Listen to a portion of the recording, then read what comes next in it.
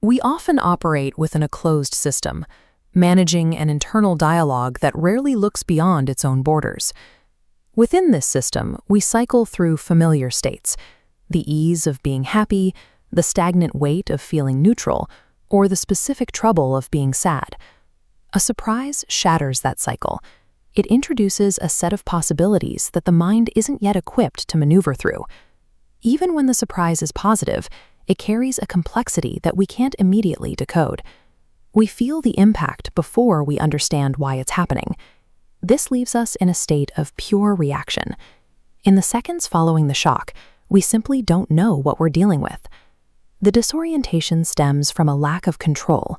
Surprise almost never originates from within our own plans. It belongs to someone else. It functions as a tether, pulling us toward an external reality that we didn't help build. You are pulled out of your solitary contemplation and forced into a role in someone else's sequence of events. This is more than a fleeting feeling. It is a collision where the outside world hijacks your present moment.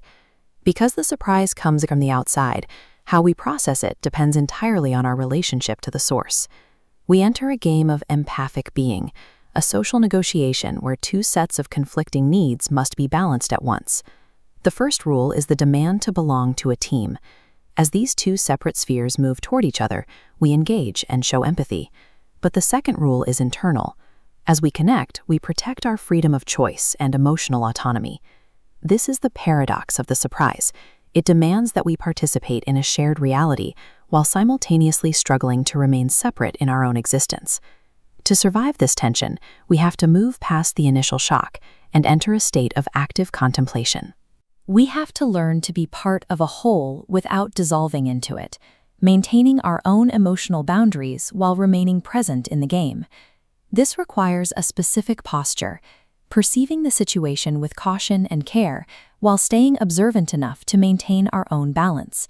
Handling the shock isn't about surrendering to it. It's about managing the line where your identity meets the sudden demands of another person.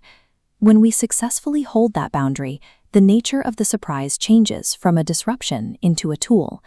The friction between self and other sends new trajectories outward in every direction. This multidirectional expansion maps out a reality that didn't exist before the collision. This expansion creates a threshold. It terminates your previous expectations, effectively ending the timeline you were following. By closing off the old path, the surprise creates the space necessary for a different beginning to take hold. Stepping into this new space requires care. It's a choice to accept the change rather than just letting it happen to you. Because you remained separate and observant during the shock, you can now experience the joy of this expansion without losing your footing.